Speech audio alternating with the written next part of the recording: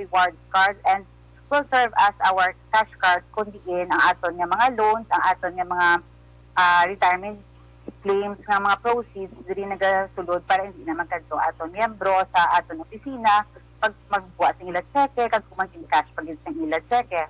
Ang isa amon last is our virtual pag-ibig. Virtual pag-ibig is a 24/7 pag-ibig, our lingkod pag-ibig 24/7 kundiin aton mga miyembro na hindi na kinahanglan pa magkadto sa office para lang gid mag-file kag magpa-member o magbayad sa ila mga balaydan. Okay, ma'am. So, ang imo gali nga pag-explikar to gina kay magambal kita nga pag-ibig. So, mostly housing loan lang ang pinaka-popular gid, ma'am, no? Pero damo pwede gali. So, pwede kagid ka open savings amo tong MP2, ma'am, no? MP1 kag MP2, sir. MP1 kag MP2. So, mag-save ka, may interest ka pa nang akwaon. Muna sa among dividendo, sir, nga ginahatag taga tuig. Okay, ma'am. So, masunod nga question. So, ano naman ma'am ang mga advantages kung ikaw isa ka miyembro sang pag-ibig? Kung kita isa ka miyembro, ma'am, sang pag-ibig, sa nagapalaman no, hindi pa miyembro sang pag-ibig. Kung kita miyembro, ginakatasan kita sa aton sweldo 100.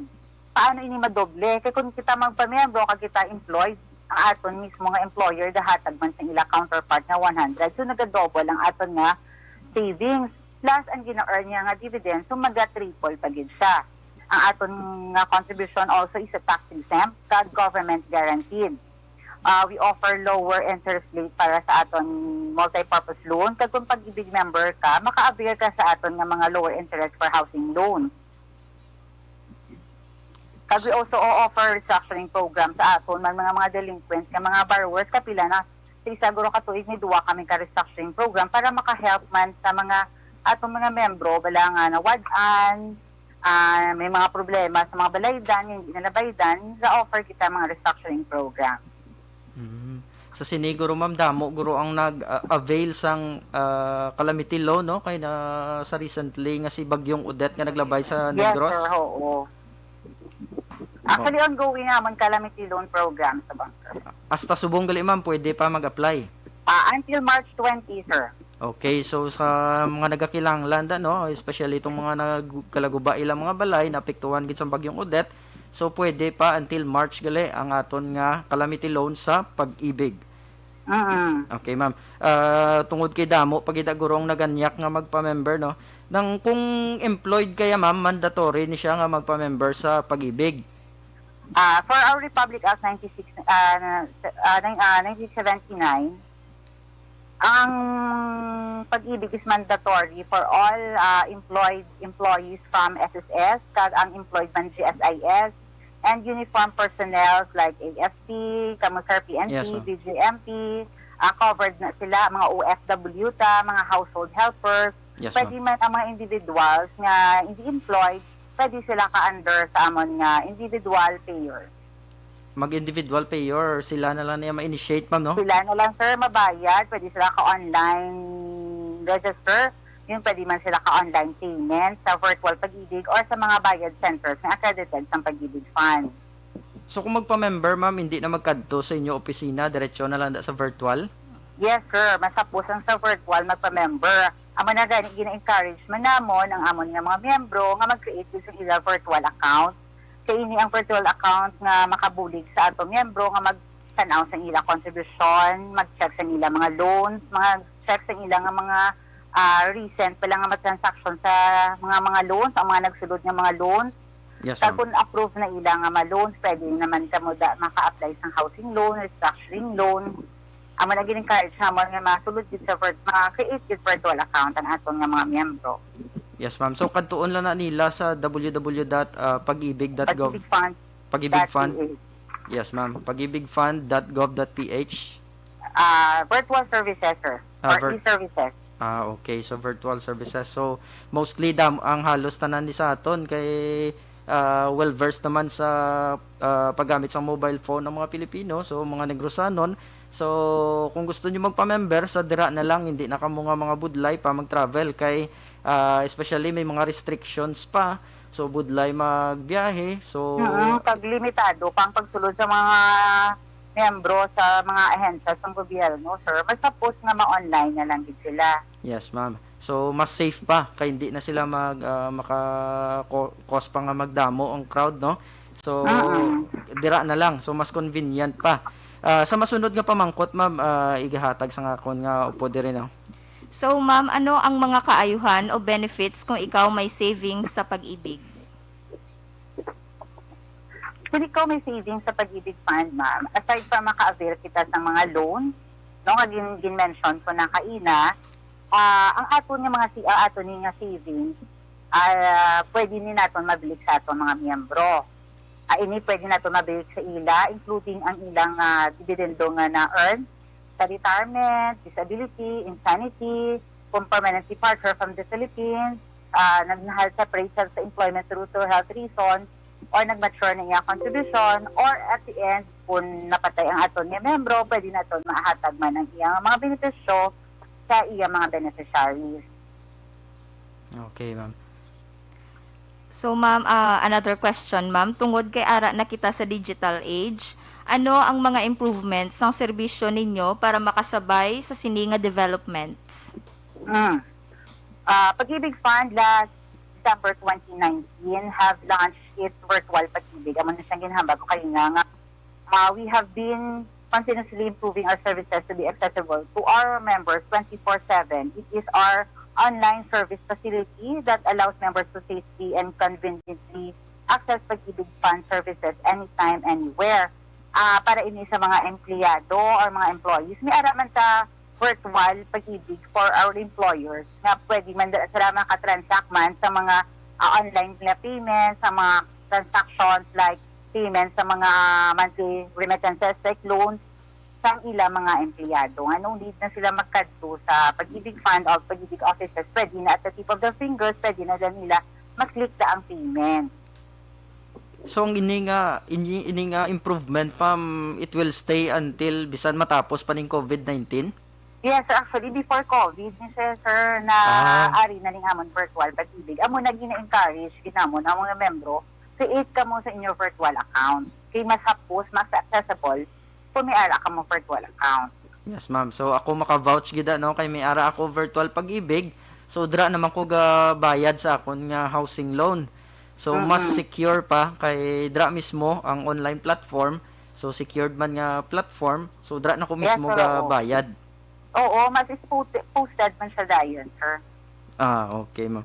So, may ara pagid bla ka mo, ma'am, luyag nga announcement o kung ipabalo sa aton nga mga miyembro o kung mga bisan hindi da miyembro nga nagapamati sa aton? Sa aton nga mga miyembro kasi hindi pa miyembro, I encourage everyone, no, nga biskan hindi kaya employed na pa-member ka sa Pag-ibig Fund.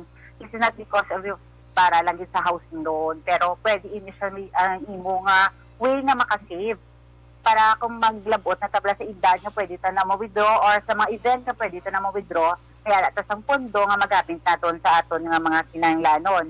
And also,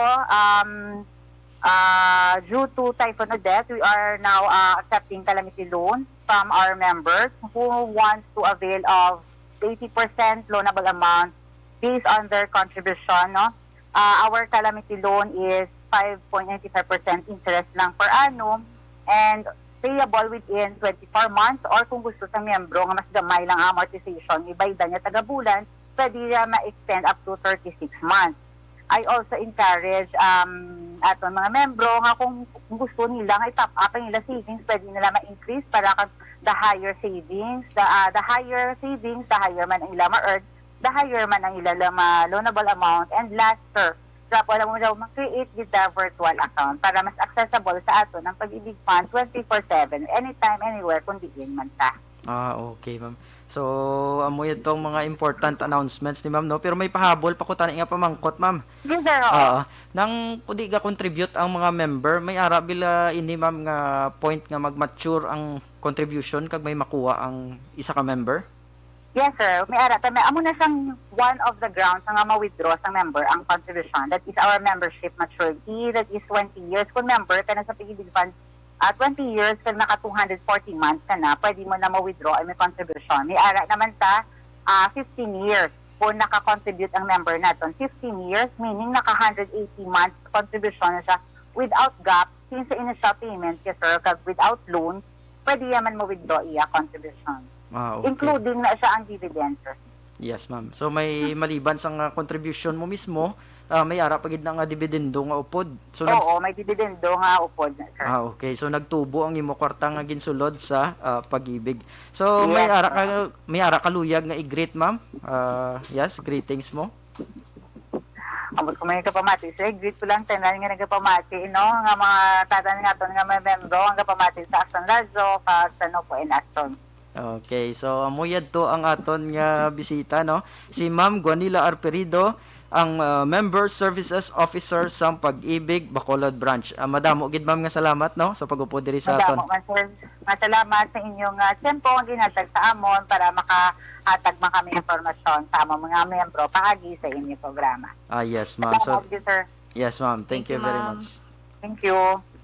Okay, amuyad to mga kabyanan ang aton nga bisita umalin sa pag-ibig. I hope nga damo ka muna balaan sa aton nga episode sa sining hapon. Anti sila may ara kita luyag nga i-greet, no, mga nag-post sa aton nga Facebook Live. Si Nick Perme, si Jules Suarez, so gatan-aw man sila subong, so maayong hapon sa inyo. Si Jonah Margalio, my better half, good afternoon. Okay, mayo lang nga pagtan-aw sa aton nga programa. Subong man si Al Ocana. So I believe relative ni sa aton nga upo diri. May ara pagid mga nag-greet sa imo? Akon man tamyawon ang amon former Chief Community Affairs Development Unit kag Chief PIO man sang Bacolod City Police Office, si retired Police Colonel Placido Hintaleo. Mayong hapon, sir. Kag dugang man nga tamyawon nako ng akon nga mga batchmates ga comment sa aton nga Facebook subong, no, gatan-aw sang live ang sila ni Norvin Aloro, Jaira, Ruby Pearl, and Erilyn. Mayong hapon sa inyo nga tanan. Subong man mayong hapon sa kay Jing Aquedo, gatan-aw man siya subong hapon. Si Shana Balboa Junaga, subong man si Armela Alcosaba Caballero, si Joy Manaay, Jerry Garcia, wow, great job. Sir, mayong hapon, so may lang kay nakatan-aw ka sa aton nga programa sining hapon, no. Si Sergeant 4 Caravan nagatan-aw man sa aton sa Kapis.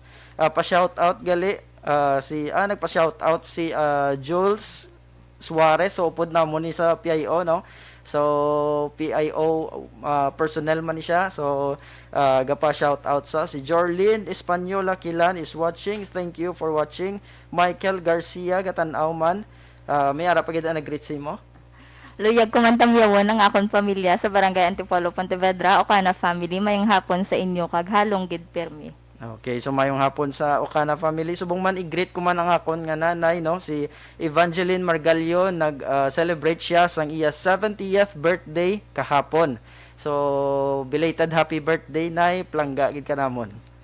Okay, so Tungod kay ara na kita sa election period nahanungod sa May 2022 national and local elections, may ara kita mga pahanumdom. okay, so pamatian lang nato ng aton nga pahanumdom, no.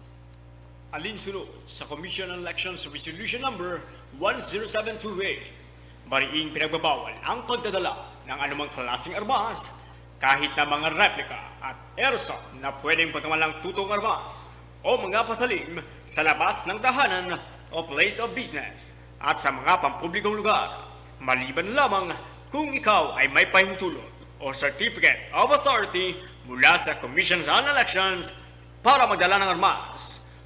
Mga nakapamatay na patalim na kinagkapit sa inyong kabuhayan, dapat nakalagay ito sa tamang lagayan o bayna. Pansamantalang sinuspindi ang mga permits to carry firearm outside residence or PTC-4. Ito ay nagsimula noong ika-9 ng Enero at magtatapos sa ika-8 ng Hunyo taong 2022. Ang sinumang mahuhuling lalabag ay maaaring makulong ng hindi bababa sa 1 taon, pero hindi lalapas ng 6 na taon. Kung kayo ay may hawak na hindi lisensyadong baril, maaari nyo itong isuko sa ating himpilan ng pulisya sa inyong lugar at sa pamamagitan ng ating programa na Armas by Lubugas, kapalit ang isang sako ng bigas. Ang Negros Occidental Police Provincial Office, ay humihingi ng kooperasyon mula sa publiko upang halalang 2022 ay mapasigurong maayos at mapayapa. Maraming salamat! Okay, so amuyad tong aton nga pahanumdum kay tungod sang election naton, upcoming election, so may ara kita ganban. Okay, sa kay ubos ng aton oras no luyag naton pasalamatan ang Action Radio Bacolod Management sa pagpamuno ni Mrs. Nona Di Maala Magbanwa kag subong man ang technical staff. So continue to like and follow our Facebook page, sang NOCPO, ang Negros Occidental Police Provincial Office, kag subong man mag-subscribe sa amon YouTube channel, ang PIO NOCPO. Update nyo kami liwat sa madason nga Domingo alas 3:30 tubtob alas 4 sang hapon. Ang inyo kapulisan sa Negros Occidental nagaserbisyo sang tampad kag matudtuod. Mga kaaksyon sa diin ka man sa Pinas, labuton ka sang amon balita kag serbisyo. Sama-sama tayo Pilipino, una sa balita, una sa aksyon sa Bacolod. Aksyon Radio. Action Radio!